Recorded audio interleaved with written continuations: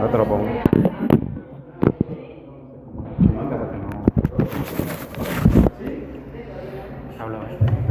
Buenas noches, hermanos. ¿Se oye bien? ¿Se oye claro? Permítanme entonces orar para comenzar la exposición del día de hoy.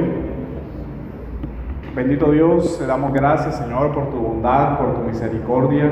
Te pedimos que nos sigas ayudando, asistiendo, Señor, nos permitas comprender tu palabra y ponerla por obra, Señor. En el nombre de Jesús te lo pedimos y te damos gracias. Amén. Bueno, entonces, hoy vamos a recordar un poco, vamos a comenzar por este aspecto de la estructura, porque hoy vamos a ver el tema del milenio. Hay una estructura dentro de las demás estructuras que ya habíamos visto de los sextenarios, donde comienza actuando el dragón en el capítulo 12. Ya nosotros sabemos que además el dragón viene siendo una representación de Satanás. Satanás en su actuación se sirve de dos bestias, ¿cierto? Y de una ciudad de Babilonia, que es una representación también de los imperios que persiguen. Estas bestias comienzan a actuar en el capítulo 13 y terminan su actuación en el capítulo 14, versículo 5, todo lo que tiene que ver con la persecución y todo lo demás. Babilonia actúa en el capítulo 14 al 6, y ahí mismo, en los siguientes capítulos, se da el juicio sobre Babilonia. Y comienza el juicio después de las bestias, de la actuación de las bestias. Así que el último que se juzga fue el primero que actuó. Eso también es una forma de paralelismo. A actúa, A es vencido. B actúa, B es vencido, y en el centro queda la ciudad de Babilonia. Así que lo que nos vamos a ocupar es el último capítulo, que es el capítulo 20, que es la destrucción de Satanás.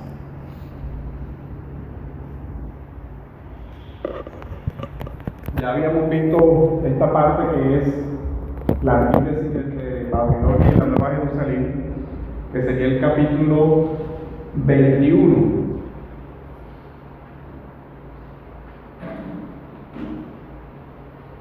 Esta parte de los simbolismos de los colores.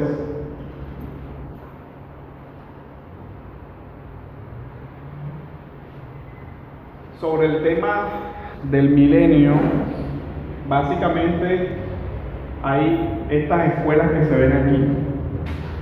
Al tema del milenio hay históricamente esos tres acercamientos, que es lo que vamos a ver hoy. Hay un acercamiento que es el premilenialismo post-tribulacional. Básicamente dice que este milenio de Apocalipsis capítulo 20 llega la tribulación de Mateo 24, se da la tribulación. Después de la tribulación se da la venida de Cristo y comienza con eso el milenio. Al final del milenio se introduce entonces el reino de Dios. Esa es una de las escuelas, es uno de los acercamientos a la interpretación del milenio. Hay otro que es por eso se llama premilenio post-tribulación. Después viene el premilenialismo pretribulacional. También puede ser dispensacional. Acuérdense que en este punto hay diferentes escuelas sobre el premilenialismo, que es el premilenialismo dispensacional y el premilenialismo histórico, con algunas variantes. Entonces básicamente dicen que antes de la segunda venida se da una especie de segunda venida en dos partes, que ellos llaman el arrebatamiento. Utilizando el texto de Tesalonicenses, dice que serán arrebatados juntamente con el Señor en los aires. Después de eso viene la tribulación. El premilenialismo dispensacional dice que esa tribulación será atravesada por los judíos, y después de eso se daría la segunda venida, donde Cristo regresa con su iglesia, que fue redactada aquí al comienzo, inicia el milenio y después al final del milenio se introduce la eternidad o el reino de Dios. Entonces hay un arrebatamiento, hay una segunda venida y después hay un final. El postmilenialismo dice que desde la cruz de Cristo habrá un desarrollo y el milenio se ubica como un periodo en el cual la iglesia va a alcanzar un gran auge con relación a las misiones y al desarrollo, y que la humanidad en general va a tener un gran avance y va a haber una paz duradera, una paz mundial, y eso sería el signo del milenio. Y al final de esa era de paz y prosperidad vendría entonces la segunda venida del Señor y el juicio final como un solo evento. Pero entonces la tribulación no se la brilla el postmilenialismo. Para el postmilenialismo no, o sea, la tribulación entraría aquí, pero no en un periodo definido, que la iglesia iría sufriendo tribulaciones a lo largo de toda su historia, hasta que entrara esa etapa dorada de la historia, donde Todo va a ser bonito. sí, se va a dar una etapa de paz, de prosperidad, y donde la iglesia prácticamente reinará y gobernará todos los sistemas de la tierra hasta que venga el Señor en su última venida.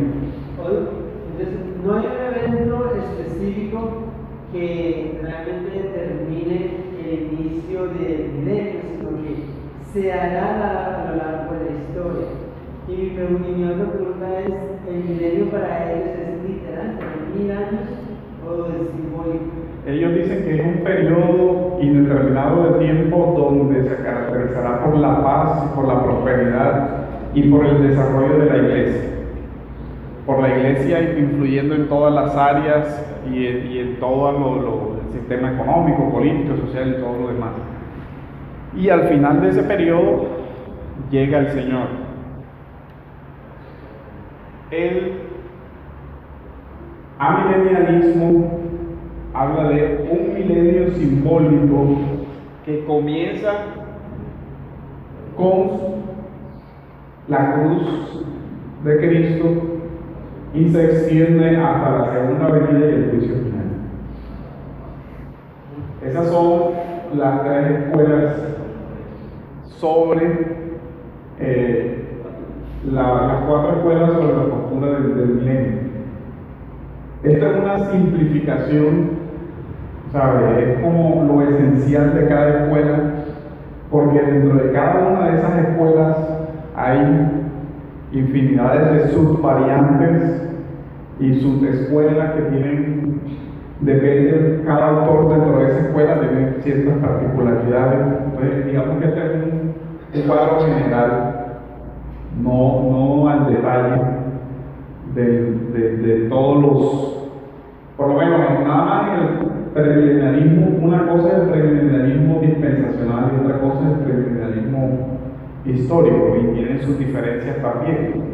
Incluso dentro del premilenialismo que es dispensacional también tienen diferentes puntos de vista dentro de ellos mismos. Siendo el premilenialismo histórico, precisamente por el abordaje que usan, por el método de investigación histórica, siendo un poco más consistente con la interpretación de las profecías. Esos son los esquemas. Estas son, digamos, las 4 escuelas escatológicas clásicas que hay sobre este punto. Siendo, digamos que estas tuvieron un desarrollo, aunque tuvieron un desarrollo en la primitiva comunidad cristiana, fueron muy pocos los que lo sostuvieron. Este es más de la Segunda Guerra Mundial hacia atrás, digamos en esa época del auge de la revolución industrial, de toda esa época donde hubo un gran desarrollo de la humanidad, floreció ese tipo de pensamiento. Y siendo el del milenio simbólico una de las escuelas que se desarrolló en el siglo III, digamos que uno de los exponentes destacados fue Agustín de Hipona en su edad madura. Son las posiciones por lo general de la iglesia protestante. Sí. Y otras iglesias que creen en el sistema católico, porque igual el Apocalipsis tiene un problema.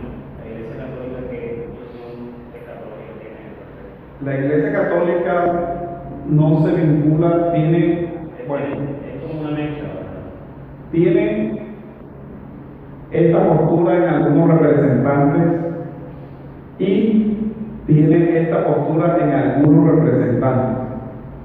Esta no la he encontrado nunca en su teología y tiene algunos premilenialistas, pero son más raros. Eso depende. En dogmática, o sea, los teólogos dogmáticos se han inclinado más hacia un premilenialismo muchas veces. Pero esa postura también fue declarada anatema en un concilio como del año 400 dentro de la Iglesia Católica. Y en la posreforma fue rechazado. Aún así, algunos teólogos católicos la sostienen. Entonces, de las 4 posturas está el amilenialismo. Estos son, digamos que este premilenialismo se divide en 2: histórico y dispensacional. Y el postmilenialismo. En la historia, el amilenialismo fue sostenido por Orígenes, por la mayoría de los teólogos de la Reforma, por luteranos y calvinistas hasta hoy. ¿Cuál es el fundamento de esta teoría, de esta escuela? Que el texto de Apocalipsis está construido sobre un paralelismo progresivo como el que nosotros hemos visto. Por lo tanto, no establece el desarrollo lineal de la historia, sino que hay ciclos donde se van repitiendo y repitiendo y repitiendo. Cada uno de los ciclos comienza desde el principio y llega hasta la segunda venida del Rey. Digamos que hoy es un grupo minoritario dentro de la cristiandad y he sostenido esta postura por muy pocos hoy en día. El postmilenialismo tuvo su origen en el siglo XIX. En algunos teólogos como Ticonios, ciertos puritanos. Acuérdense que aquí esta es la época de los grandes avivamientos. Estamos hablando del gran avivamiento norteamericano y del gran avivamiento inglés. O sea, Inglaterra conoce un despertar de la fe. El avivamiento, por ejemplo, de Jonathan Edwards y de estos grandes hombres de Dios, y ellos pensaron que ya estaba cerca la venida del Señor y que la muestra de esa venida sería que las iglesias seguirían creciendo, que Norteamérica seguiría creciendo en la fe y que cada día más estados se añadirían a la fe. pero siempre ha sido como un grupo minoritario en las demás épocas. Y lo es después de la Primera y la Segunda Guerra Mundial.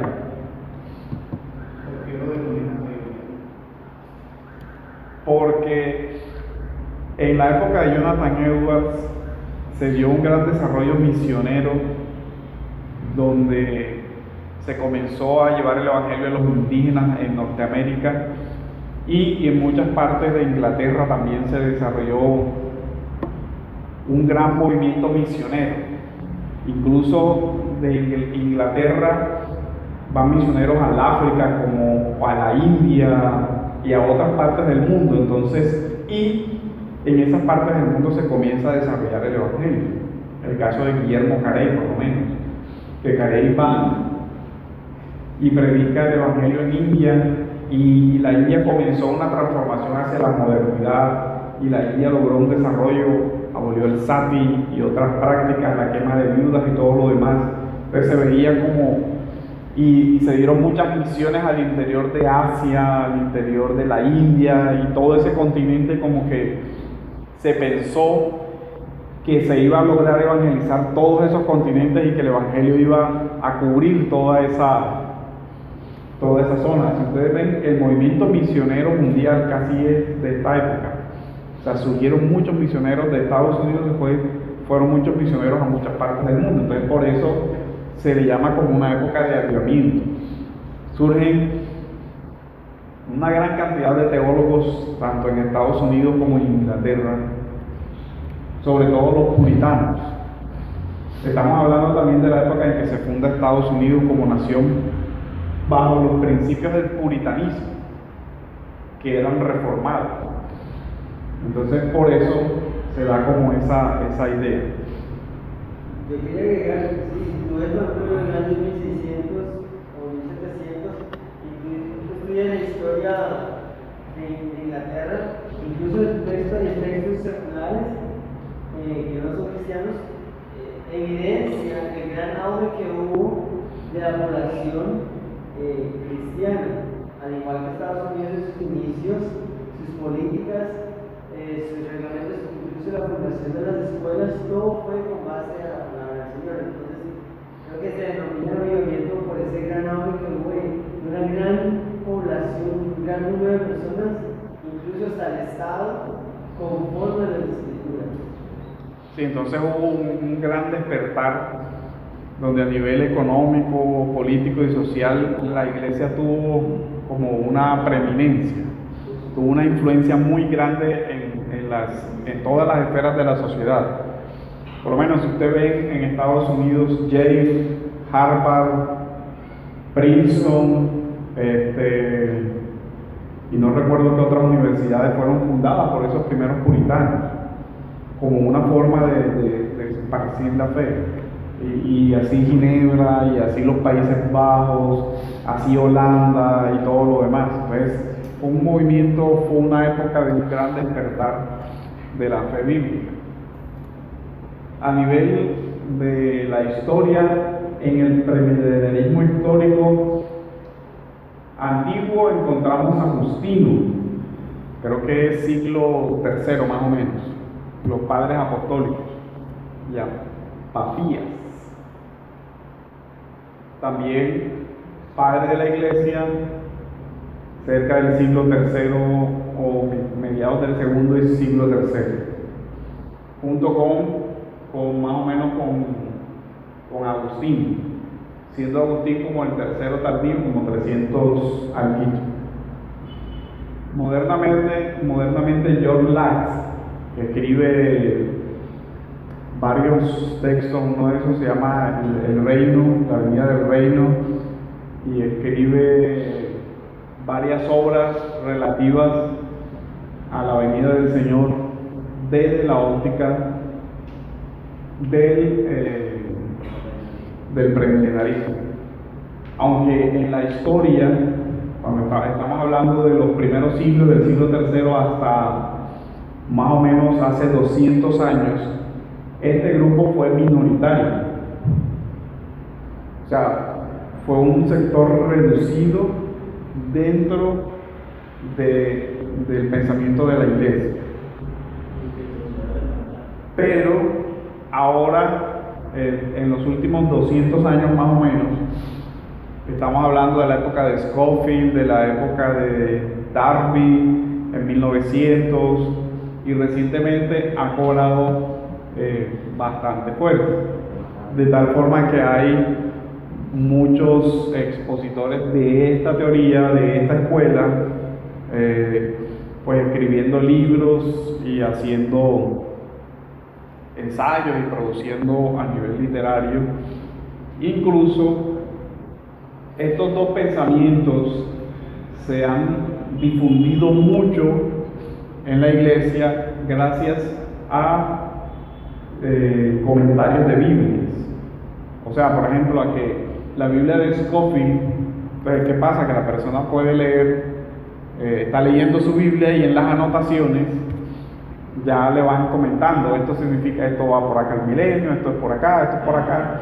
Entonces muchas personas, por medio de esas Biblias comentadas, con notas, de pronto creen que estas son las únicas posturas, y como de alguna forma tienen un referente de autoridad de que incluso está dentro del pie de página de la misma Biblia, pues eso da como una cierta certeza. Y no es una mentira de que a los que no fuimos cristianos desde pequeños, normalmente teníamos una visión interseccional. O sea, yo creo que cada quien, yo particularmente siempre pensé que iba a haber un arrebatamiento, porque esa era la cultura que enseñaba eso.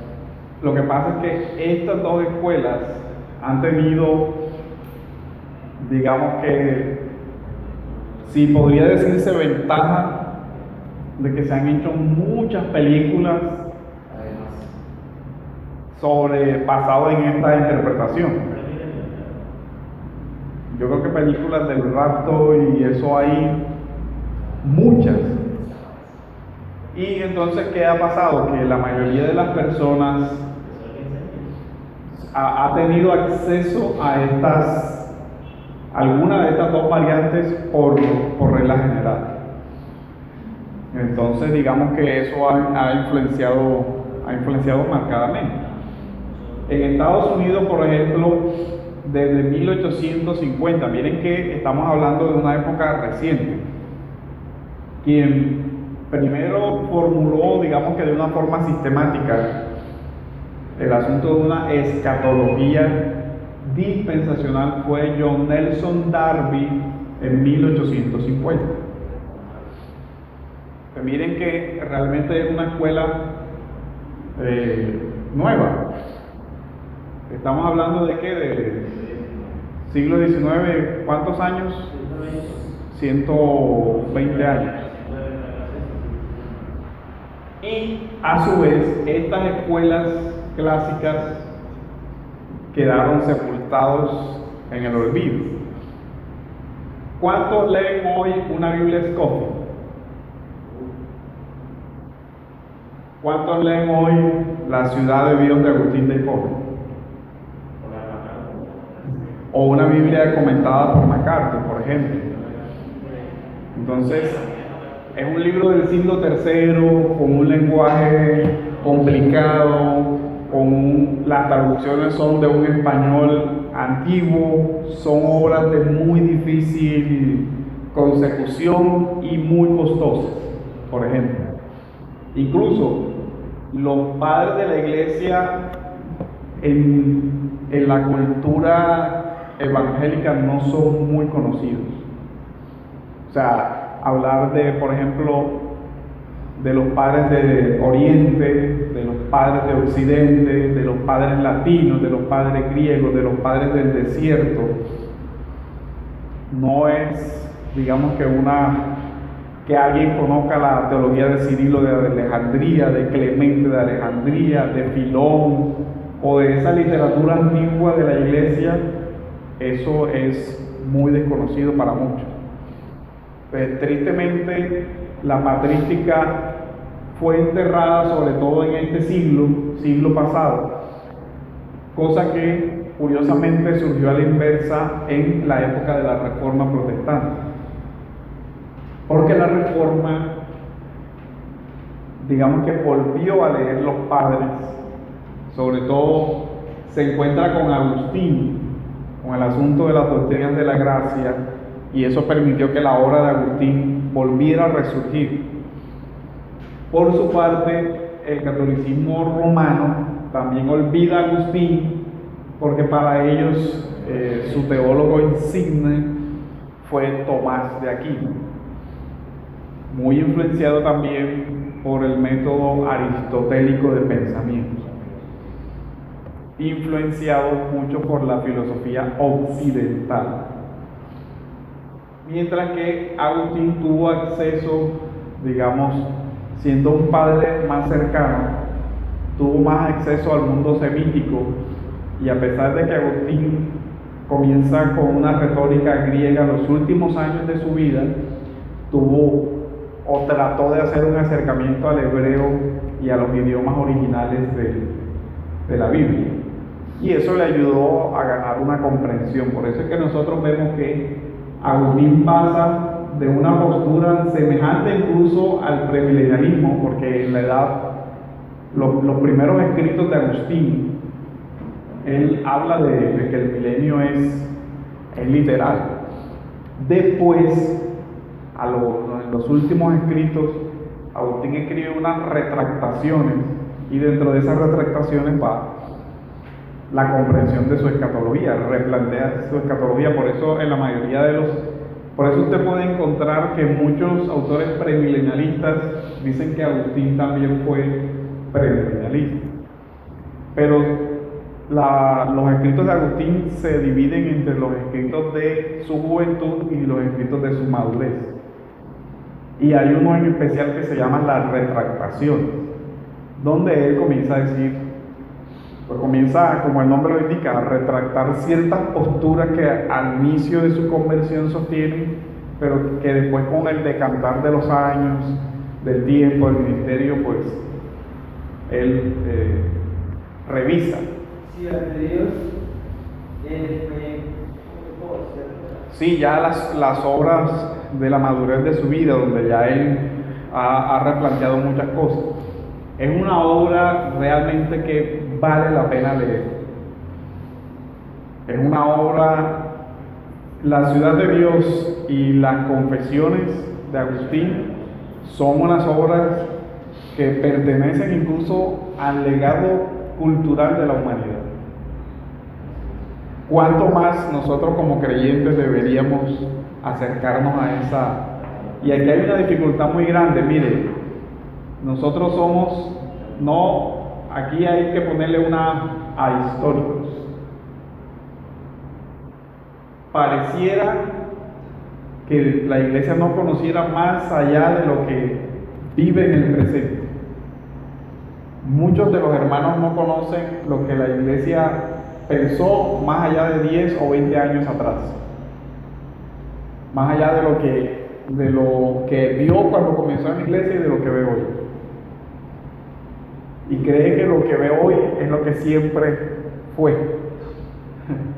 Esto ha sido así desde siempre. Cuando uno dice, mira, es que esa postura no tiene sino 100 y más años, que se ha popularizado bien, pero ¿qué pasa con los 1200 o los 1800 donde la iglesia creyó otra cosa?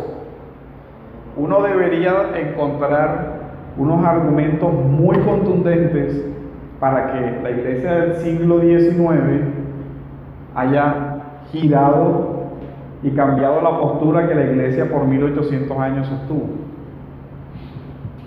Y resulta que cuando uno va a buscar esos argumentos de ese calibre para desechar toda una tradición eclesiástica, no los encuentra o no son del todo satisfactorios. Por eso también parte de incluso creo que viene una de las materias, si no ahora, la que viene posterior, es la de patrística. Una materia que la mayoría de la gente le tiene, de esas materias que no nos gustan. ¿Por qué? Porque sí son, digamos, textos que retan. Obviamente, el estilo de escritura del siglo III no es al que nosotros estamos acostumbrados. La forma como los primeros padres escribían, pensaban y defendían la fe, eso es otro mundo, literalmente otro mundo. Pero cuando el creyente se va familiarizando con su legado histórico, realmente que puede ver una riqueza en esa investigación. Entonces, digamos que a nivel moderno, el premilenialismo dispensacional tiene dos fuertes defensores que son Scofield y Riley. Ambos han sacado una Biblia anotada en la cual al pie de sus páginas van explicando el sistema dispensacional. Recientemente también está el pastor John MacArthur, que tiene pues su Biblia anotada, que también él es de este premilenialismo dispensacional. Ya el pastor MacArthur es más reciente, es de este siglo, de hecho todavía está vivo. Todavía él es el decano del seminario, ¿cómo es? El Master Seminary, él todavía es el decano. Y como ya habíamos dicho, en el siglo XX se han producido una cantidad de películas, series, libros sobre esta parte del premilenialismo. Hoy lo que vamos a hacer es tratar de hacer una comparación entre las posturas acerca del milenio. Es importante de pronto hacer este ejercicio porque casi que no se consigue. Estas diapositivas, por ejemplo, fue un trabajo que hizo el pastor Sergio Ruiz de Medellín. Fue que hizo las filminas y fue comparando. No vamos a explicar a detalle cada uno, pero usted sí puede comparar con todas las clases que hemos dado ya las posturas, el fundamento de una y de otra, sobre todo porque mucho de esto tiene que ver con la interpretación de Daniel, por ejemplo, que ya vimos. Por eso fue que en esa época no tratamos ese tema de las cuatro posturas, porque había que esperar a ver Apocalipsis para poder hacer la comprensión de ambos temas. Vamos a hacer un resumen entonces de lo principal de cada escuela. Un resumen muy aéreo. Pastor, no es extraño que un pastor como el pastor John MacArthur sea premilenial dispensacional cuando normalmente tiene una postura bastante autista reformada. Es como extraño, es como atípico eso. Realmente no es extraño desde la formación que tuvo el pastor John MacArthur. Lo que pasa fue que el profesor que más, y él mismo lo dice, que más influenció sobre su formación fue el rabino convertido Charles Feinberg, que tiene un libro muy famoso sobre los profetas. Y desde los profetas Feinberg, sobre los profetas menores, Feinberg desarrolla, digamos que toda la tesis del premilenialismo dispensacional en los profetas, y fue, digamos, el mentor del pastor John MacArthur. Entonces, digamos que su mentor fue una de las lumbreras de esa escuela en este siglo, el ex rabino Feinberg, que después se convierte y se adhirió a esa postura. Entonces, desde ahí le vio la influencia, y digamos que su profesor fue uno de los que más desarrolló la escuela del dispensacionalismo. Y obviamente que MacArthur fue un alumno muy dedicado a seguir los pasos de su mentor. Pero creo que Sugel no estudió con Feinberg. No, profesor ya es diferente. Sí, ya. Sí, pero si él fue profesor, de hecho, él dice en su serie de antología que él era premilenial a morir y le tocó borrar todos sus clases para poder aprender a minerar. Sí, son eventos que han ido sucediendo porque la iglesia ha ido regresando, digamos, a leer todas estas posturas que quedaron en el libro del olvido y que nunca más fueron reeditadas. Y que hoy, también con el avance del conocimiento de los métodos semíticos de construcción, la retórica semítica, de la investigación en ciencias bíblicas, donde ya se puede tener un panorama más claro, por ejemplo, de las estructuras del libro del Apocalipsis, ya es más difícil que una persona pretenda demostrar una secuencia lineal en el libro del Apocalipsis, porque eso implicaría desmontar toda la estructura de los sectenarios y darle un orden. Entonces, obviamente, eso también ha hecho que se revisen algunas cosas. Todavía este es un debate que tiene muchos aspectos no resueltos y muchos aspectos de investigación que están pendientes por esclarecer. Porque además de eso, el tema del milenio es un tema que solo aparece en Apocalipsis capítulo 20. Nada más aparece en este capítulo. O sea, hasta el 19 todo Dios mío. usted no tiene otro capítulo donde averiguar qué significa el milenio. Tienen que ser con ese capítulo. Entonces, imagínense el reto. No, en ninguna otra parte de la Biblia encuentra usted la figura del milenio, salvo algunas referencias a el uso del 1000. Que son, bueno, en el mismo texto de Apocalipsis sí los hay, si los 144.000 y las multiplicaciones de 12 por 12 y todo lo demás. Pero fuera de la Biblia, usted solo encuentra las referencias que usted puede leer, por lo menos ya le busco las, que son muy pocas. Uno lee el Salmo 84:10, el Salmo 94, Eclesiastés 6:6 y Segunda de Pedro 3:8. Y pare de contar. Ya ven, o sea, es muy complejo porque en el resto de la escritura, fuera del Apocalipsis, no se menciona el tema sino en estos 4 puntos. ¿Quién puede leer Salmo 84:10? Porque mejor es un día en tus atrios que 1000 fuera de ellos. Escogería antes estar a la puerta de la casa de mi Dios que evitar las muradas de maldad.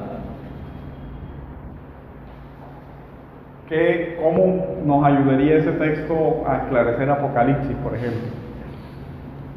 Y hace referencia ahí a muchos.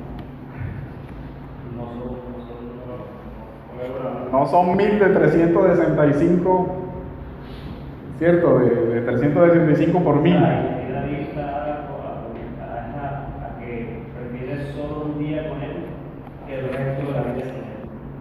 Porque obviamente David no iba a vivir materialmente 1000 años. Entonces, esa es una referencia al 1000 fuera del Apocalipsis. O sea,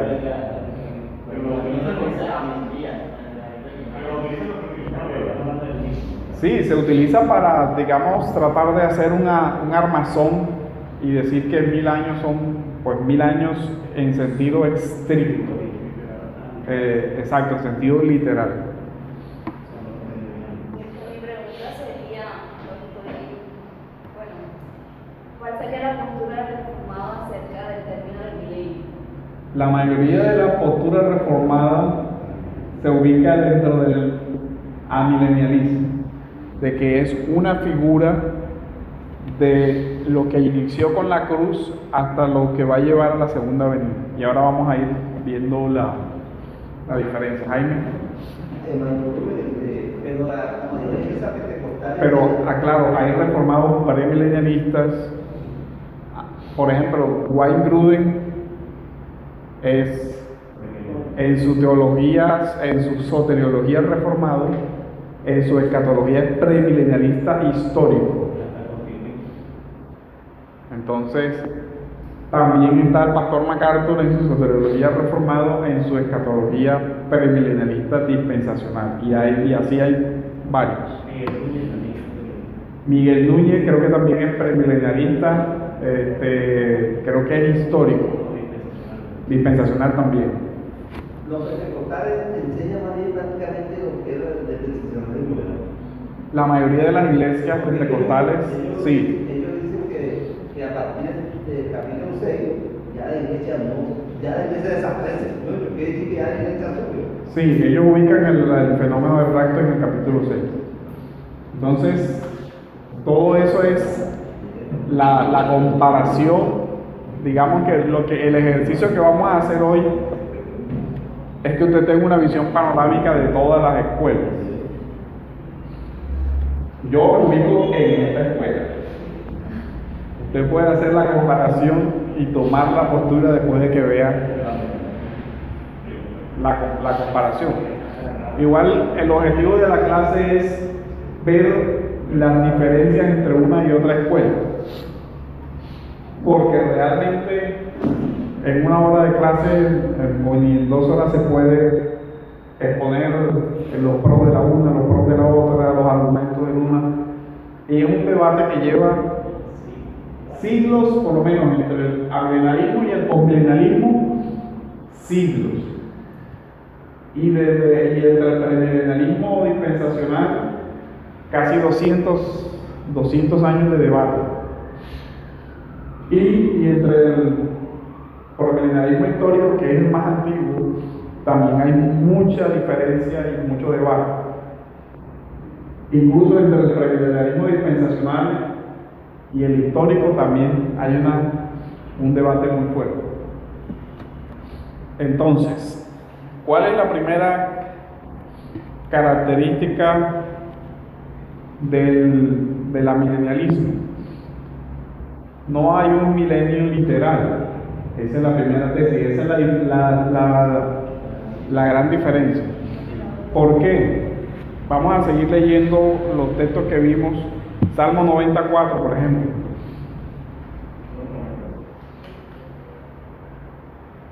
¿Quién lo puede leer?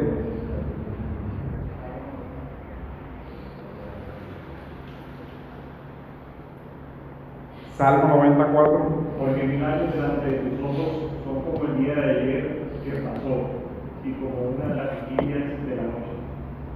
Muy semejante al otro salmo también, donde se compara 1000 años a un día. Muy parecido. Pero ahí creo que sin mayor esfuerzo es un uso metafórico de la imagen del 1000. También.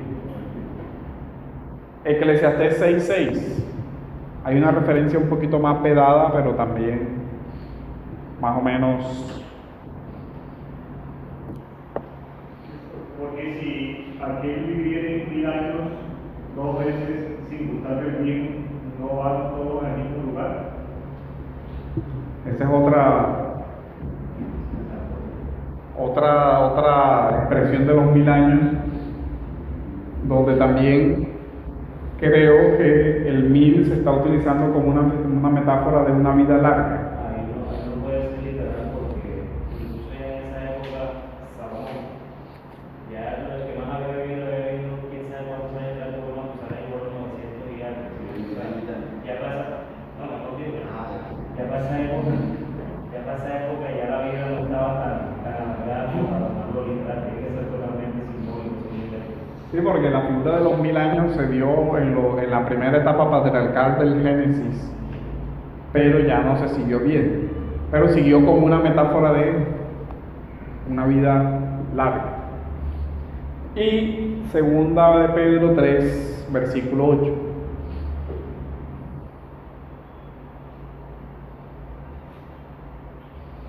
¿Quién lo puede leer?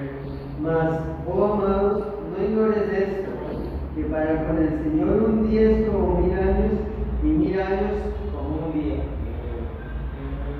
Digamos que las 4 citas guardan una relación, y al parecer en todas hay un uso metafórico del término 1000, que se refiere también o va implícito que la largura de años de un ser humano no es igual a la eternidad de Dios para quien no se cuenta el tiempo. O sea, un ser humano puede vivir muchos años, pero eso en nada afecta a Dios, porque Dios está fuera del cómputo del tiempo. Entonces dice, para Dios un día son como 1000 años o un año es como un momento, por el atributo de la eternidad. El calendario nos afecta a nosotros los seres humanos, pero el tiempo como tal, no, dado el atributo de la eternidad de Dios, a Dios no se le cuenta, porque Él no tuvo ni principio ni tendrá final. Entonces es una metáfora ahí también. Entonces, dentro de la primera escuela, el milenio se toma como un tiempo que comenzó desde la primera venida de Cristo hasta un periodo indeterminado hasta su segunda venida. Los textos que se usan son, por ejemplo, Mateo 12:29. ¿Quién lo puede leer?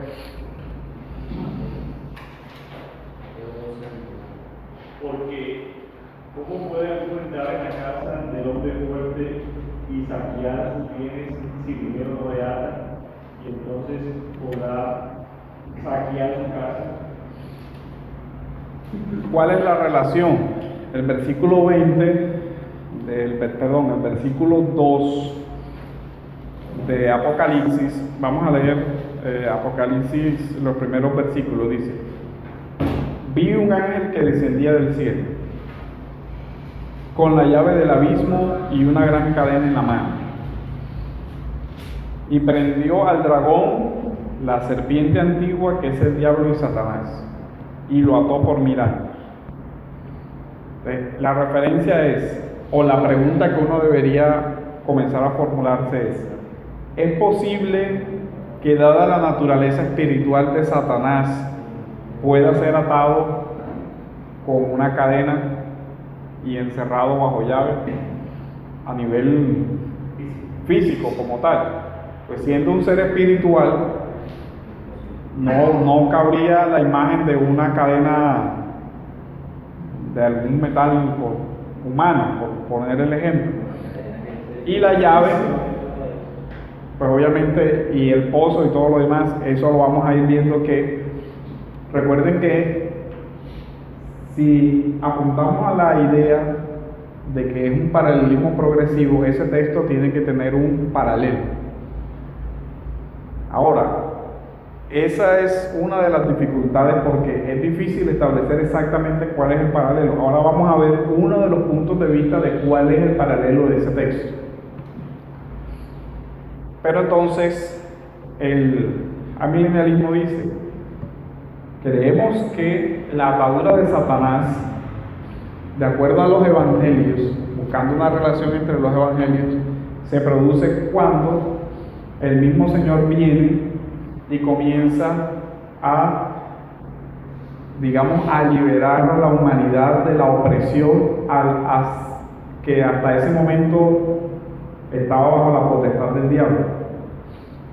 Entonces, miren, vamos a volver a leer el texto de Mateo 12:29.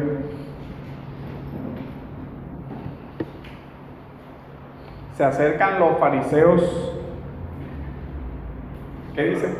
Porque, ¿cómo puede alguno entrar en la casa del hombre fuerte y saquear sus bienes si primero no le ata? ¿A qué se está refiriendo ahí? Y acuérdense que el Señor comenzó a hacer expulsiones de demonios en todo su ministerio. Y los fariseos le acusan: por Belcebú echa fuera a los demonios. Y el Señor le responde: no es lógico que Satanás eche fuera a Satanás. Antes bien, si él es el hombre fuerte y yo le ato, entonces la implicación es que el Señor es más fuerte que la actuación de Satanás. Vamos a volver a leer el texto. Exacto. Porque, ¿cómo puede alguno entrar en la casa del hombre fuerte y saquear sus bienes si primero no le ata? y entonces podrá saquear su casa. ¿Cuál sería la casa? Ahí, La gente. el mundo. O sea, lo que él está diciendo es que primero lo atan y después saquean, dice limpiar, publicar. Entonces, la imagen es la de alguien que tiene prisioneros, ¿cierto? Alguien que tiene, digamos, a su disposición séquito, tiene el poder para tener sujetos a varias personas. Entonces, ¿cuándo se daría el entrar a la casa? Yo diría que con la encarnación. Dicen que la encarnación o desde el comienzo del ministerio. Yo contaría desde la encarnación, cuando el Señor irrumpe a la tierra, ya comienza el reino de Satanás a temblar. Sí, pero digamos que el vencimiento total se ve con la muerte, porque la muerte que se ve que no pecó, que es lo que Satanás está buscando. Eso llevaría hasta la muerte y la resurrección. La victoria del inicio del ministerio del Señor en el desierto, donde entra en contienda con Satanás y le vence. Entonces la postura postmilenial dice: ¿cuándo se dio la atadura del hombre fuerte? Cuando el Señor venció a Satanás, tanto en el desierto como exhibiéndolo públicamente, despojándolo de su poder en la cruz. Esa es la lectura amilenial. Pero el diablo cuando sabía que Jesús Era el Hijo de Dios. y que era Dios, que es Dios mismo. Sí. Entonces, la postura milenial dice: con la cruz, con la muerte, con la resurrección, con el ministerio público, iniciaría ese tiempo. Es decir, iniciaría el tiempo del reino. Entendiendo que cuando el Señor viene habla mucho en ese lenguaje. Ya está entre vosotros el reino se ha acercado, el reino, en fin, el lenguaje del reino, las parábolas del reino y todo lo demás. Con la primera venida se instaura el reino, pero el reino tiene dos etapas, ¿cierto? El inicio y la consumación del reino. Nosotros con la segunda venida, ¿qué esperamos? La consumación del reino. Esa es, digamos, el argumento que se utiliza. Por ejemplo, también se utiliza Lucas 10 del 17 al 18.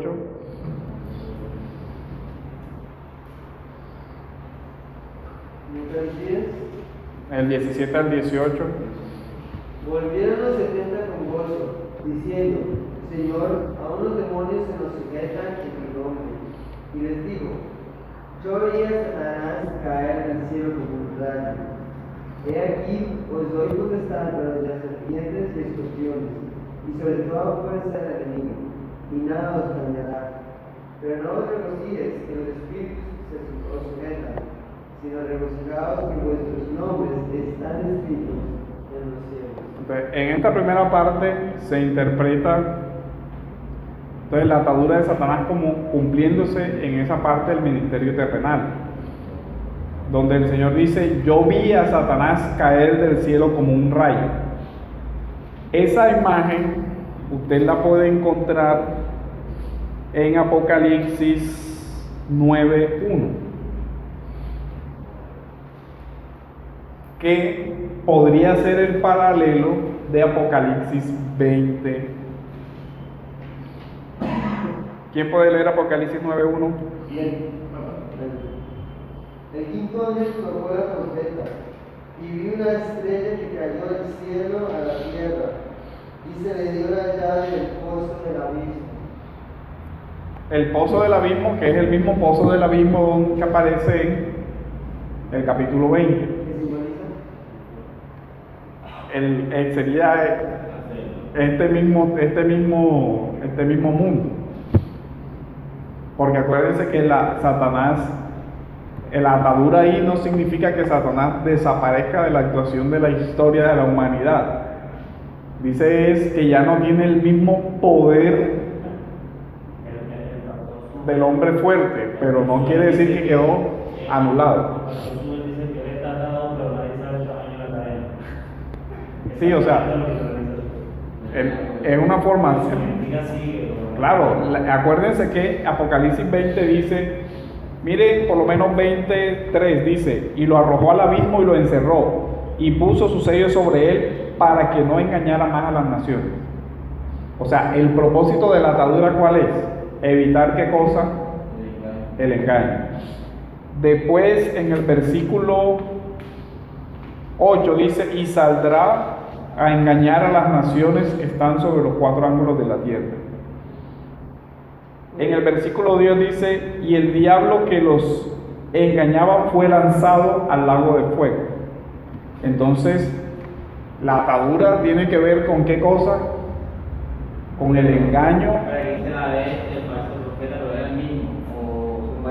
No, la bestia y el falso profeta fueron los secuaces de los capítulos anteriores.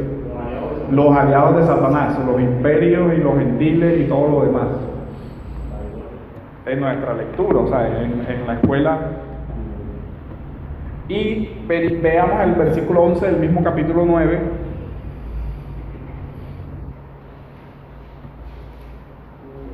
Versículo 2 lo leíste también, Juanca 1 y 2, 9, 1 y 2.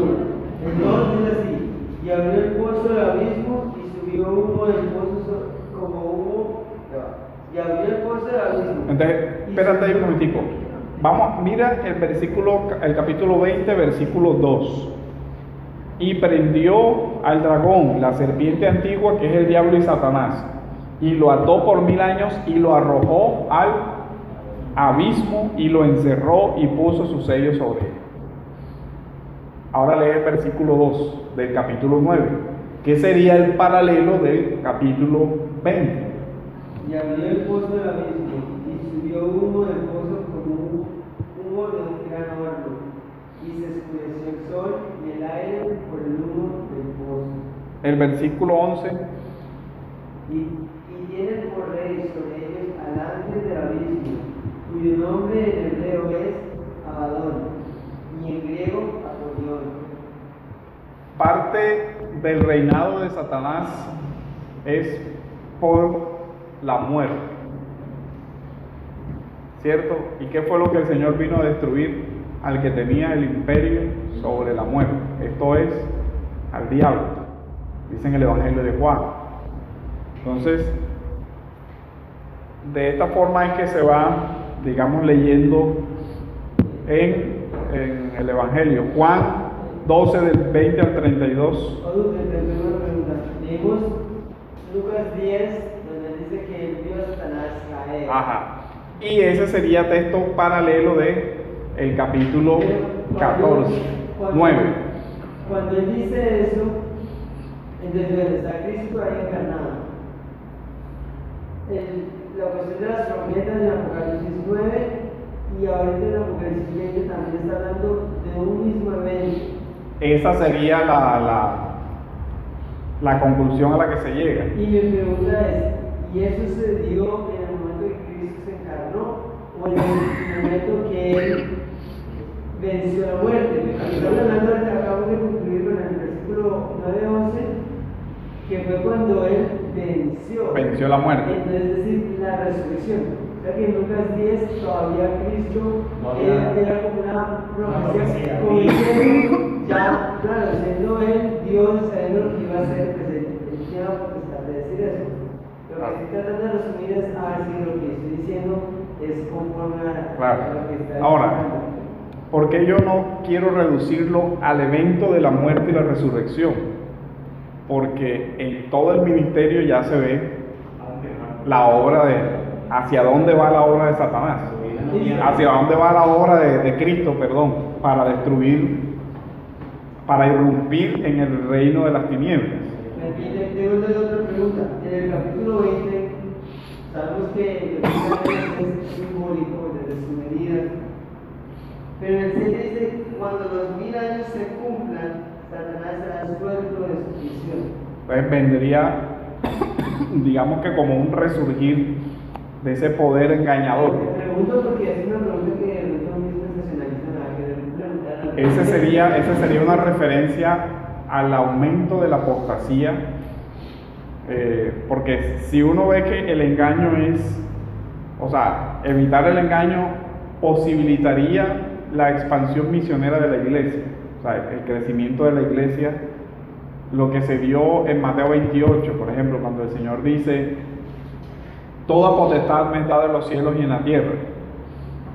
Ahí estaríamos viendo entonces la atadura. Por tanto, ir y hacer discípulos. Y eso permitió que el Evangelio, al ser, digamos, de una forma reducido el accionar de Satanás, acuérdense que en Corintios dice que el Dios de este siglo cegó el entendimiento de los incrédulos para que no les resplandiera la luz del Evangelio de la gloria de Cristo. Entonces, Cristo permite que su Evangelio sea predicado para que muchas personas sean salvas. Pero eso no es o no va a ser así en todas las etapas de la historia. Porque nosotros hemos visto incluso en nuestra etapa un resurgir del paganismo, un resurgir de todas esas religiones. Y esa sería la parte de que ya se ha levantado esa restricción igual, y por eso el resurgir de todo el neopaganismo que veríamos. Pero entonces eso da pie para lo que dicen muchos, ya Cristo está viniendo, porque ya se está acercando.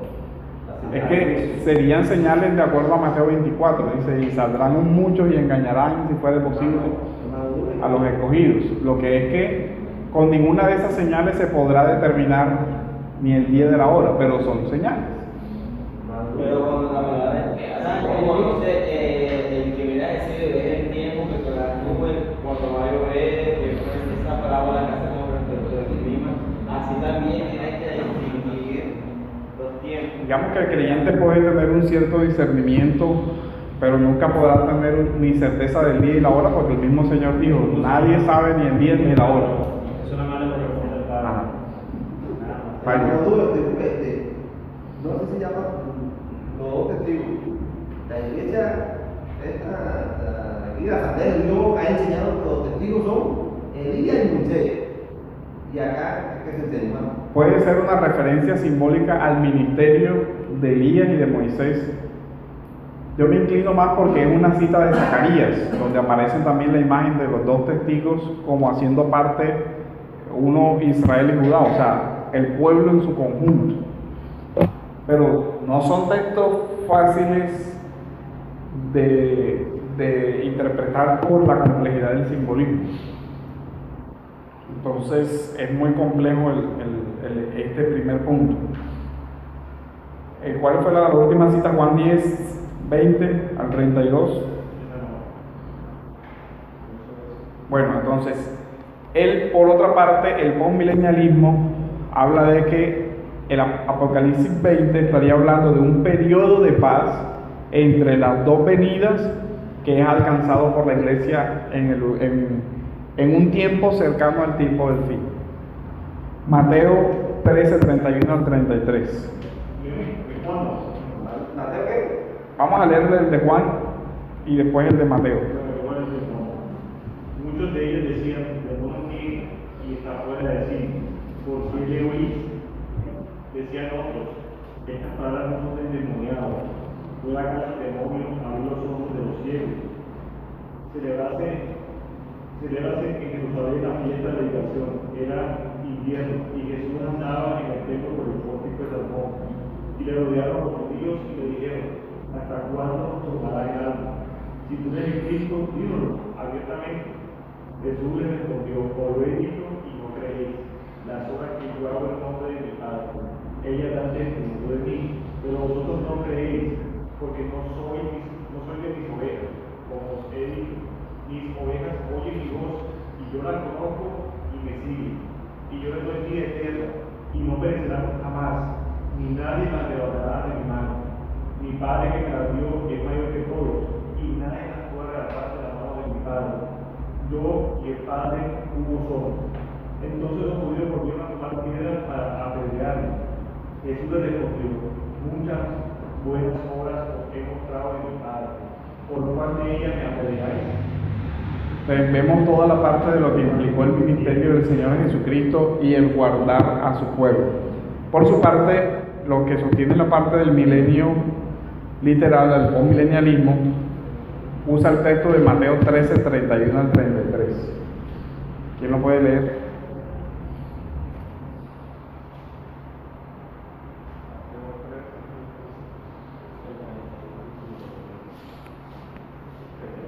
Otra parábola que te dio diciendo que el reino de los cielos es semejante al grano de mostaza, que un hombre tomó y sembró en su casa, el cual a la verdad es la más pequeña de todas las semillas, pero cuando ha crecido es la mayor de las hortalizas y se hace árbol, de tal manera que vienen las aves del cielo y hacen nidos en su casa. Entonces, la imagen es, ellos dicen que el reino de los cielos va a ir como de una semillita creciendo hasta un total desarrollo. Entonces, cuando ese árbol llegue a su máximo esplendor, ahí se dará la venida del Señor. Eso lo dicen así. Ese es el amilenialismo. No, el postmilenialismo, perdón. Donde ellos dicen que entonces no hay un milenio literal, sino que lo que va a pasar es que, como la parábola, desde la primera venida del reino seguirá creciendo, tendrá éxito la evangelización, comenzará a crecer tanto y ahí se da entonces ese crecimiento del reino, sería la atadura de Satanás. Hay un periodo extenso de paz y de prosperidad sobre la tierra, y por esta tesis central aquí es que después de la Primera y la Segunda Guerra Mundial, obviamente el postmilenialismo perdió muchos adeptos, porque si supuestamente se había planteado, surgió el gran avivamiento, está creciendo el evangelio, todo lo demás está cerca la venida, y lo que sucede es una guerra mundial, una segunda guerra mundial. Entonces eso, digamos que hizo que muchas personas abandonaran la postura del postmilenialismo. Entonces ellos dicen, igual Satanás será desatado, habrá la persecución. Entonces el soltar a Satanás es un reinicio de la época de persecución, de la época donde la iglesia volverá a ser perseguida, donde la iglesia volverá a tener que esconderse, donde el engaño y la influencia de Satanás sobre los gobiernos volverá a ser como lo fue en la época donde Roma persiguió y todo lo demás. Esa postura también se comparte acá en el amilenialismo. Habrá un tiempo donde otra vez Satanás volverá a cegar las naciones y se podría dar una época de persecución de la iglesia. Pero nosotros en el amilenialismo estamos también en el periodo de tribulación. Sí, es que el periodo de tribulación se asocia con la persecución. Ahora, digamos, Eso es lo que iba a decir, la persecución de la iglesia no ha cesado. De hecho, lo que pasa es que uno no ve las cosas como seguramente en Roma perseguían a los cristianos o los asirios o cualquiera de esas naciones, pero no lo vemos aquí.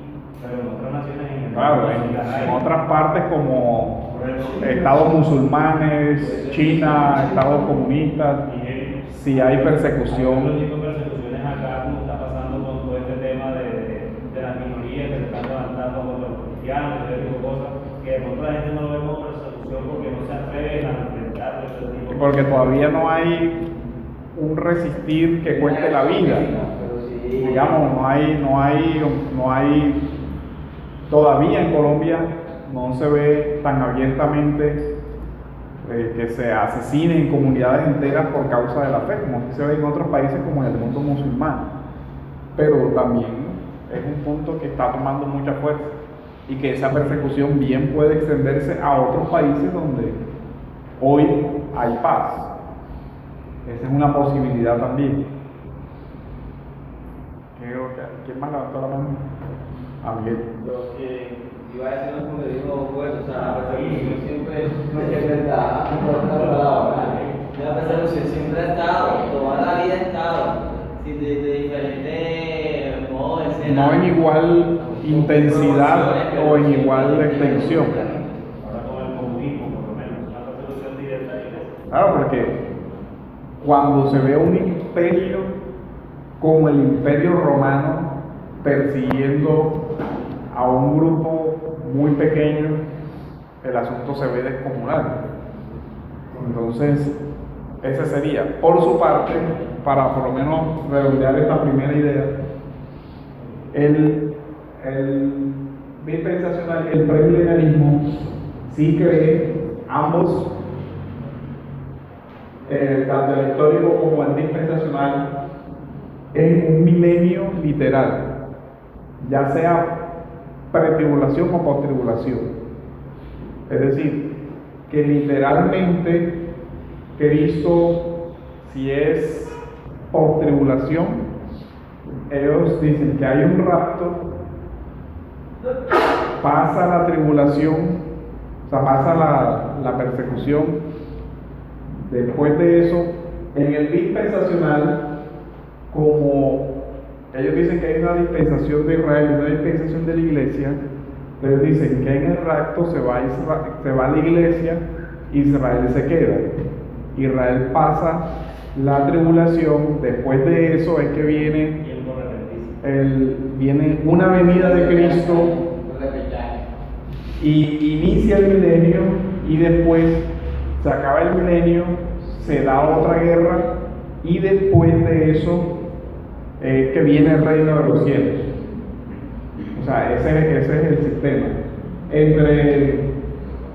Entonces, la atadura de Satanás se daría por la presencia corporal de Cristo en la tierra, para algunos premilenialistas. Para otros, dicen que Cristo regresará, pero no tocará la tierra. Eso como una forma de decir que mientras no toque literalmente la tierra, no es la segunda venida, sino que es una venida secreta. Pero si la palabra dice que la segunda venida es todo de verano. Sí, pero entonces ellos hablan de que, bueno, esa es otra cosa. Algunos dicen que esa venida, por la imagen del ladrón en la noche, se refiere a una venida invisible. Pero no, y eso realmente es muy acomodado. Porque eso realmente es una venida sorpresiva, no muy invisible. Lo de la Porque, bueno, ellos, algunos leen el texto como que la metáfora del ladrón en la noche es una metáfora sobre el cómo será la venida. Pero cuando usted sabe que es un compendio de metáforas que hay dentro de Mateo, cuando cada quien tiene que le está diciendo de bien, tiene que estar pendiente. O sea, es muy acomodado, por eso es que Hollywood se metió con ese tema, porque él tiene bastante películas. Ahora, el debate en ese punto estaría en si la figura del ladrón en la noche es una figura de la forma de la venida o del tiempo de la venida. Entonces, para el premilenialismo es una metáfora de la forma como va a venir. Para nosotros es una forma del tiempo. Exacto. Que es una metáfora de que nadie sabe, que así como viene el ladrón en la noche, y obviamente nadie sabe, refiriéndose al tiempo, entonces la venida sería de esa forma. Pero ellos lo leen como que la metáfora del ladrón en la noche es una metáfora a vendrá así como viene el ladrón que busca que nadie lo note para poder robar. Pero como lo casan, por ejemplo, que se va a llevar a la iglesia cuando yo lo que veo en la escritura cuando dice que todo lo verá, es porque cuando veamos por segunda vez, ya la consumación de... Pues La primicia, luego de Cristo, luego el fin.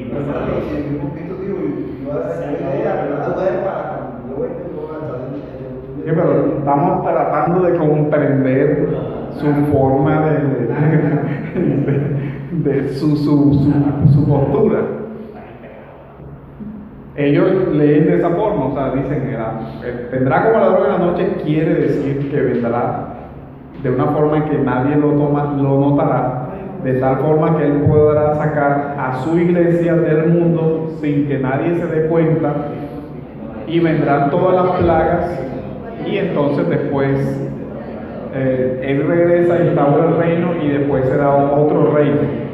O sea, es un sistema complejo y que tiene bastantes dificultades, pero la idea de la clase hoy es tener cómo es la diferencia, un panorama de las escuelas que hay y de sus argumentos. Entonces ellos acá dicen que el milenio se cumple, que en el milenio se cumple lo escrito por los profetas. ¿Cuáles profetas? Por ejemplo, Isaías 60, cuando habla de el león jugará con el cordero, el áspid, el niño jugará con el áspid, en fin, que el león comerá paja y todo lo demás. Ellos se interpretan, sí, todas esas imágenes de los profetas se interpretan como refiriéndose al periodo del milenio, mientras que las otras escuelas lo interpretan refiriéndose al reino, a la restauración total, haciendo una relación entre los primeros cielos del Génesis, del Edén, la actuación de Satanás que propicia la caída, y la destrucción de Satanás con cielos nuevos y tierra nueva de el capítulo 21. Entonces, ahí hay una gran diferencia en la forma de ver. Digamos que nosotros veríamos como que Satanás toma su mayor auge después de la caída, es limitado en su actuación con la venida del Señor y lo refrena por un tiempo hasta donde otra vez vuelve a engañar y se da la apostasía, se da la persecución de nuevo, y viene el Señor y restaura todas las cosas, los cielos nuevos y la tierra nueva. Son las diferencias de las posturas. Aquí en el milenio, en la parte del histórico, la mayoría de los dispensacionalistas históricos no hacen una distinción entre Israel y la iglesia. Ellos dicen que es un plan para todos. El premilenialismo dispensacional sí hace una distinción marcada entre Israel y la iglesia, de tal forma que las primeras profecías y todo lo demás del Antiguo Testamento hace referencia a Israel. El Nuevo Testamento haría referencia a la iglesia. Pero en ese tema, En el dispensacional, ellos hablan como si fueran dos planes de salvación que corren paralelos. Entonces, ellos dicen que para los judíos que se arrepienten por la tribulación, cuando Satanás se ha desatado y todo lo demás, Dios, como desde el Antiguo Testamento les prometió una ciudad, a los judíos les dará la ciudad de Jerusalén que va a descender del cielo. ¿Se acuerdan de la imagen? Y a la iglesia, el cielo, allá arriba, o sea, el reino de los cielos. Entonces los judíos vivirán en la Jerusalén celestial renovada, con una creación renovada, como un nuevo paraíso, como lo dice Apocalipsis 21 y 22 de forma literal. Y ya la iglesia, o sea, todos los creyentes de origen gentil que creyeron en Jesús, vivirían en el cielo, con toda la imagen de los versículos entonces que hablan de los cielos. Ese es el sistema. Ahora, por un lado también ellos ven los 7 años de tribulación como un equivalente o una extensión de la última semana de las 70 semanas de Daniel. ¿Se acuerdan que cuando hablamos de Daniel, las varias posturas? Una postura que comparte el premilenialismo histórico y el amilenarismo es que las 70 semanas se cumplen en la época de la primera venida. Por su parte, el premilenialismo dispensacional dice: las 69 semanas se cumplieron en la primera venida, pero ahí se detiene el reloj, el cómputo, y queda la última semana extendiéndose desde la venida del Señor hasta hoy.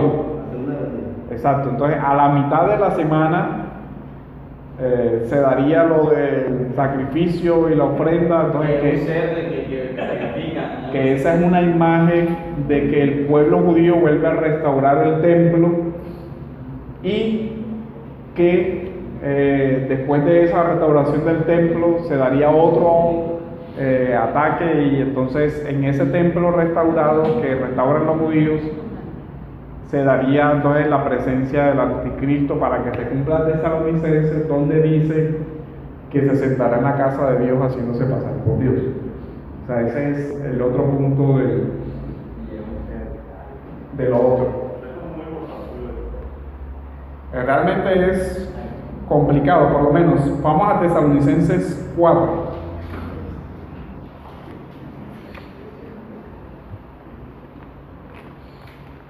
O no sé si, bueno, terminamos y primera de Tesalonicenses.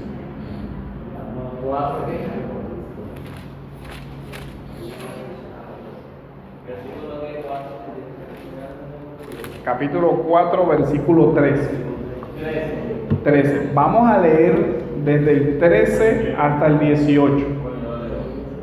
Tampoco queremos, hermanos, que ignoréis acerca de los que vuelven, para que no os entristezcáis como los otros que no tienen esperanza. Porque si creemos que Jesús murió y resucitó, así también traerá Dios con Jesús a los que durmieron en él. Entonces, ojo ahí. Espérense ahí. Ese traerá, ellos lo interpretan como: ya el Señor se lo llevó, y cuando regrese, con él vendrá. Entonces, esa es la lectura que se hace desde el premilenialismo. Ahora, ¿cuál es la otra lectura que propone el amilenalismo? Decir que hay un paralelo, porque dice: si creemos que Jesús murió y resucitó, así también traerá. No se referiría a que los trae de arriba, sino a que los trae de la muerte. Traerá con él a la vida a los que durmieron en él, porque ahí se estaría hablando de que los traerá pero estaban muertos, porque el dormir es una metáfora de la muerte, como cuando dice en los evangelios Lázaro duerme, dice vamos a despertarlo. Entonces la imagen en Lázaro es vamos a resucitarlo. Entonces traerá el cuerpo, ahí se refiere el cuerpo como tal. Traerá, sí, resurrección, porque después dice: por lo cual os decimos eso en palabra del Señor. Dice que nosotros, hablando de los tesalonicenses, que vivimos, que habremos quedado hasta la venida del Señor. Aquí se forma otro debate. Esa venida, ¿a cuál venida se refiere? ¿A la venida, a la segunda venida o al rapto? Entonces ellos leen al rapto secreto. La otra lectura es la segunda venida, donde se dará la resurrección definitiva tanto de unos, de justos como de injustos, y de todos los que durmieron. Entonces dice: no precederemos a los que durmieron, porque el Señor mismo, con voz de mando, con voz de arcángel y con trompeta de Dios, sería referencia a las trompetas de él, que se encuentran en el Apocalipsis también, en uno de los escenarios, descenderá del cielo, y los muertos en Cristo resucitarán primero. ¿Se acuerdan del Apocalipsis, de la primera resurrección? De la metáfora desde el amilenalismo se refiere a esa primera resurrección o a la resurrección del nuevo nacimiento. Están las dos posturas, porque tampoco es uniforme. Entonces dice, luego nosotros los que vivimos, los que hayamos quedado, entonces note que se refiere a dos grupos diferentes. Los muertos, los que estén muertos al momento de la segunda venida, y los vivos al momento de la segunda venida. Dice, nosotros los que vivimos, los que hayamos quedado, seremos arrebatados juntamente con ellos en las nubes para recibir al Señor en el aire. Pues ahí está también la otra lectura. Y así estaremos con Él siempre resucitado. El asunto es, ¿qué significa la expresión del versículo 15? No precederemos a los que durmieron. No precederemos a los que durmieron. Para mí que Pablo está hablando de que ambas resurrecciones son en un solo evento, de tal forma que ninguno vea al Señor, ni los que estén vivos vean primero, ni los que estén muertos vean primero. Eso complicaría la lectura de que uno sí lo ven primero que otro. Pues ahí está o sea, las lecturas son bastante diferentes. Entonces cuando ellos dicen aquí que no están seguros de cuál de la venida es cuando se refiere aquí. Bueno, la mayoría habla de que es el rapto. Lo preliminar, en su mayoría, el versículo hasta donde he leído se utiliza como referencia para el rapto. No sé qué otra interpretación le dan, pero la mayoría. Cuando ya se habla aquí de dos venidas, o sea, ya sabes de cuál de las venidas, ya estaríamos hablando de tres venidas.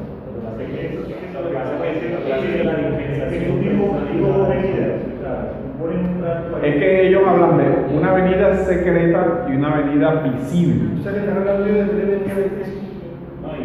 Sí, pero en su sistema no lo plantean como si fueran tres venidas, sino que ellos plantean que hay, exacto, que como no desciende a la tierra,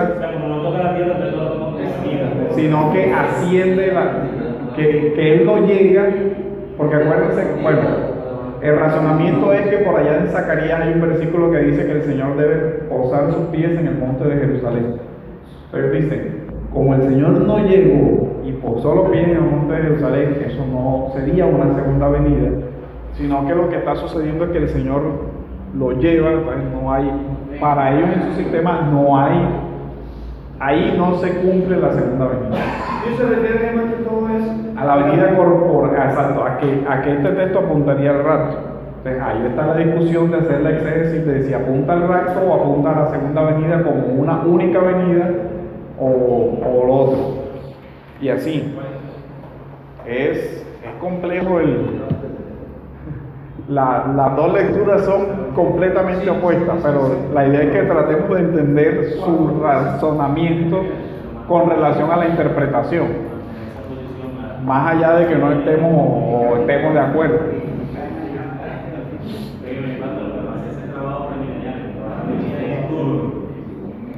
Es complejo, o sea, es un sistema muy complejo.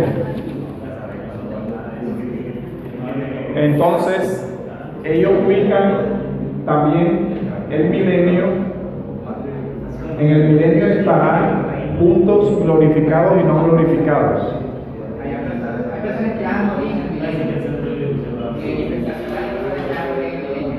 Es que, den atención acá, miren lo que está sucediendo. Bajo esa óptica, para que el Señor pueda, después de que termine el milenio, para que Satanás pueda, después de que termine el milenio donde está el Señor, ser desatado, tienen que haber, concordante a ese milenio, personas a las que el Señor les permita vivir fuera de alguna forma fuera del milenio, para que después que Satanás sea suelto después del milenio, vaya a esas naciones y esas naciones entonces ataquen a Jerusalén, la nueva Jerusalén que está ahí, y el Señor les vence. Pero también está el problema de que muchos textos del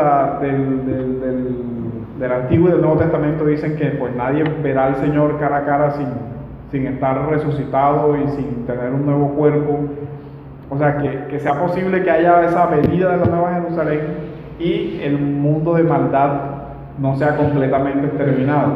El problema está que si uno lee el capítulo 20, perdón, 21 y 22, habla como de una renovación. También ahí hay dificultades. Eso no quiere decir que los otros sistemas no tengan dificultades, porque todos tienen puntos difíciles de explicar. Eso no nos ha sido revelado. Sí, o sea, no quiere decir, ninguno de estos sistemas es perfecto en su interpretación. Aquí hay vacíos, en todos los cuatro hay vacíos y hay dificultades. Entonces con eso hay que ser realista. Realmente uno se ubica en el que cree que tiene menos vacíos y menos dificultades y que es más coherente con el panorama de toda la Biblia. No, la marcación del cielo que un día y otro día. Pero realmente es muy difícil en estos puntos, sobre todo cuando estamos hablando de un lenguaje metafórico y simbólico, ser tajantemente dogmático. No hay ninguna posibilidad de que esto sea diferente. Y ahí es muy complejo. Uno trata de que un sistema al cual uno se vincule sea lo más coherente que se pueda y lo más bíblico posible, hermano. En pocas palabras, usted no resuelve nada y no dice nada. No, yo digo que he encontrado más coherente este sistema, pero que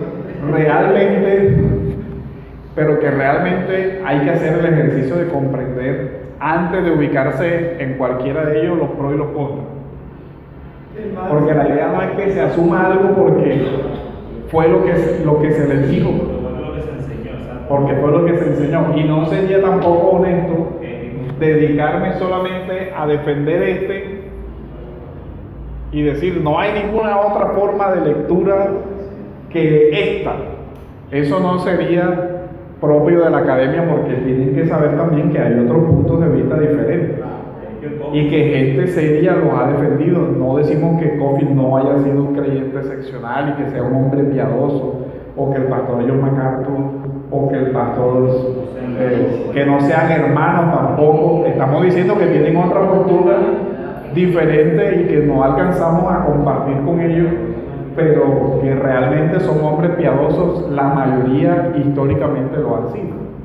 O sea, esa no es tampoco, no considero ni siquiera ético que el abordaje del tema se haga desde descalificar. Es que Scofield ese fue entonces comienzan a desdeñar de cualquier de pronto falencia en el carácter del hermano para decirle, mire, como él hizo esto, entonces eso quiere decir que su sistema está mal. Realmente eso no es un argumento, porque todos somos pecadores imperfectos. Entonces, desde descalificar, no, Agustín alguna vez cometió un pecado, entonces el resto de su sistema está mal. Eso no necesariamente es así, pero es un tema apasionante para estudiarse y que no debe estudiarse a la ligera. Y que hombres con las mentes más brillantes que usted quiera han estado en cualquiera de las cuatro posturas. Por bueno, el pastor Wayne Grudem, que es un premillenarista histórico, es un hombre erudito en la escritura, y cuando uno le lee los argumentos uno dice, caramba, Entonces ya me va a clasificar. llama la atención. Entonces ya me va a poner una clasificación y porque ¿qué? Todos tienen una postura. Sí, tienen posturas que justifican desde el ejercicio. O sea, aquí estamos viendo los contrastes de pronto, y al ver los contrastes uno dice, bueno, esto parece más razonable, pero la idea es que el tema no se tome en la ligera tampoco, sino que se profundice. Asumiendo que Apocalipsis obviamente es un libro simbólico, o sea, cómo tomar el Apocalipsis 20 como literalmente un milenio, cuando sabemos que todo crece en nuestra historia es simbólico. O sea, porque es decir, literalmente es así. O sea, yo respeto obviamente todas las posturas que es más, no sé cuál estoy. Obviamente me parece, porque nunca he tenido una posición, porque realmente es un tema. O sea, no hay una postura, no conocía el tema.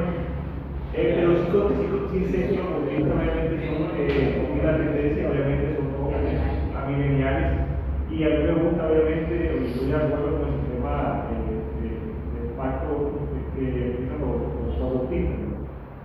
Pero esto es lo que yo le digo, obviamente yo me inclinaría hoy por lo que he escuchado y por lo que yo he estudiado al milenialismo, pero yo entiendo por eso lo que yo le decía que como uno pensar que la Apocalipsis 20 decir que estos 1000 años son 1000 años literales, cuando sabemos que todo el libro de la iglesia es simbólico. Oye, es que lo complicado es que incluso los premilenialistas del 1 al 19 lo toman simbólico y cambian su tesis en el 20 al 22. Entonces es complicado cómo me va a cambiar el sentido literario del libro. ¿Sí me entiendes? Es que incluso hay posturas extremas, por lo menos el de Evin Carballosa en el comentario defiende el sentido estrictamente literal de todo desde el principio hasta el final. Pero no todos son así. Exacto, Carballosa defiende la postura literal desde el principio a fin, que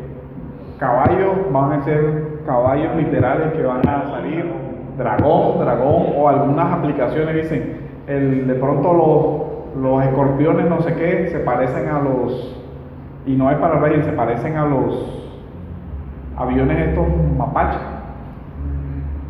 Ellos dicen que eso quiere decir de esos aviones y así, pero que son puntos de vista literales. Otros tienen una posición media entre que hay símbolos y hay descripciones literales. Y obviamente, entonces ellos dicen que la parte de los 1000 años es literal toda completa. Entonces, es complicado el asunto. Ellos dicen que hay una parte que dicen Tienen la palabra.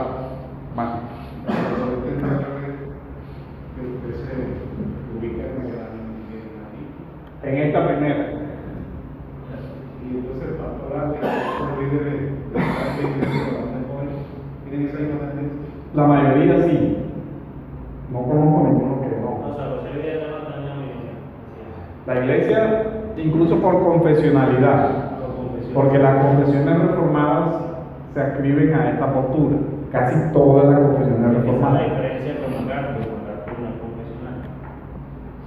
Entonces, digamos que la mayoría de las confesiones de la reforma, las confesiones de fe de la reforma, asumieron la postura amilenial. Algunos hermanos que también son que creen en toda la parte de la teología reformada no son, pero son casos, digamos, excepcionales, por lo menos el del pastor Miguel Núñez, que él comparte toda la confesionalidad y se aparta de la confesión en este punto. Pues, es un punto de vista completamente respetable desde sus argumentos también en su investigación. Calvino tiene visos de amilenialismo, pero Calvino nunca hizo un comentario de Apocalipsis. Lutero tampoco. No, pero no conozco que hayan hecho ninguno de los dos comentarios de Apocalipsis. Algunos dicen que porque no entendían el libro puede ser una posibilidad y no escribieron sobre el tema, y otro es por obviamente el ambiente de la batalla en la misma época. No daba como tiempo entre defender la vida y defender lo que estaba. Hermano, yo creo que sucede que ese tema y el tema de la salvación están dados para. Usted sabe muy bien, también iban a sacar la salvación de la iglesia, no. Por la parte de las doctrinas de la gracia. Entonces, aquí también obviamente esas conclusiones tienen un método que los sostiene.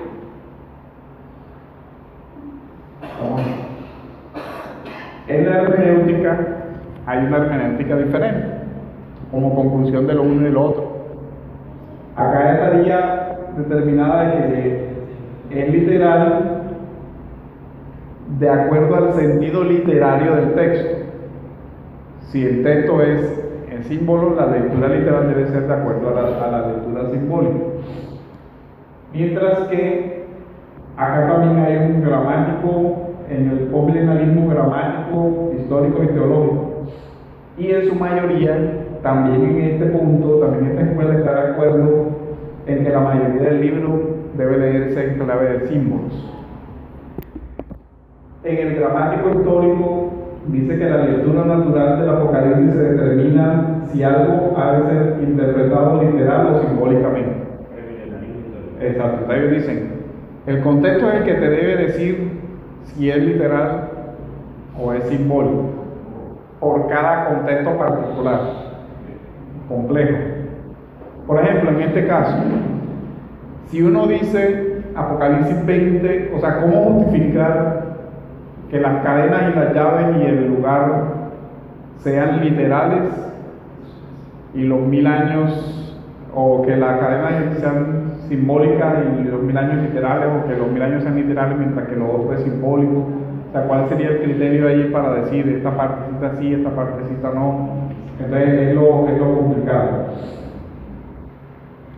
Y ellos ven Apocalipsis como un libro cronológico, o sea, sería las iglesias, por ejemplo, serían 7 etapas de la iglesia desde el primer siglo hasta hoy en orden de tiempos.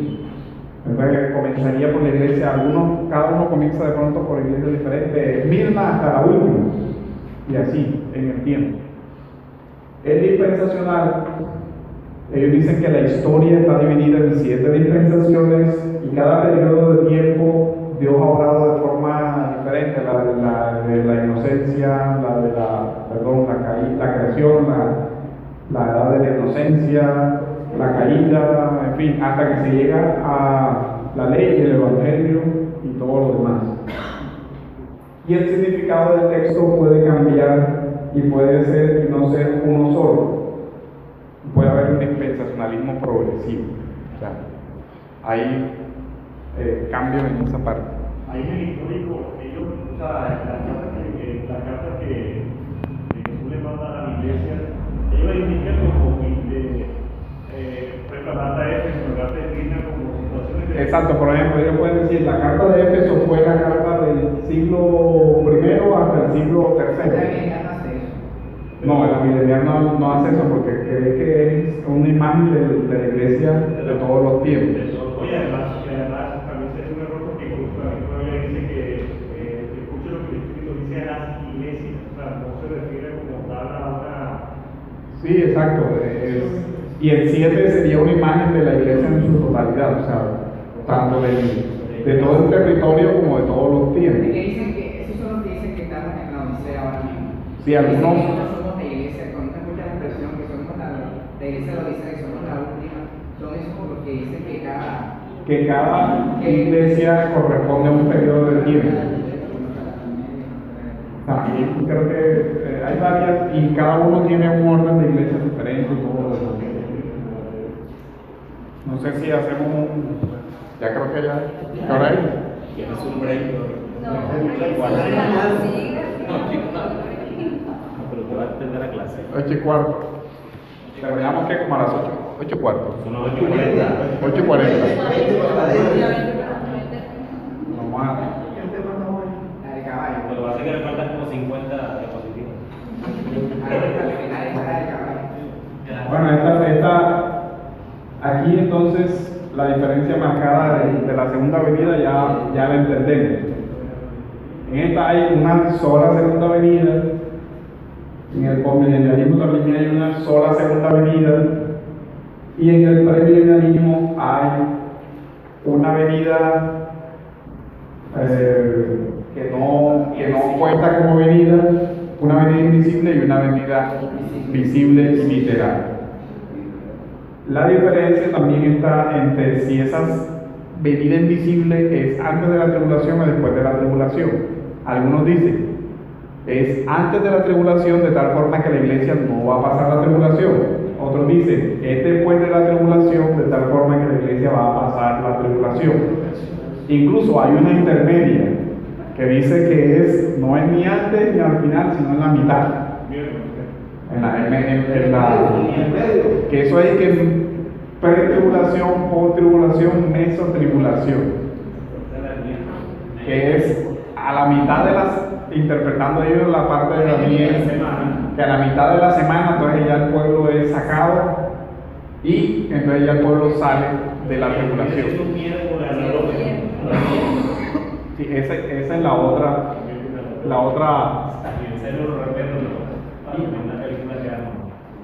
Y después al final ya se da la venida terrenal y completa del reino de Dios. Entonces, creo que estas son como las características completas. Sería bueno que leyeran imagínense, todavía falta bastante. Sí. Entonces las diapositivas se las vamos a pasar para que usted pueda hacer la comparación de cada uno de los aspectos y los lea porque son bastante largas. Entonces vamos a orar para terminar. No sé si hay alguna duda, pregunta, comentario.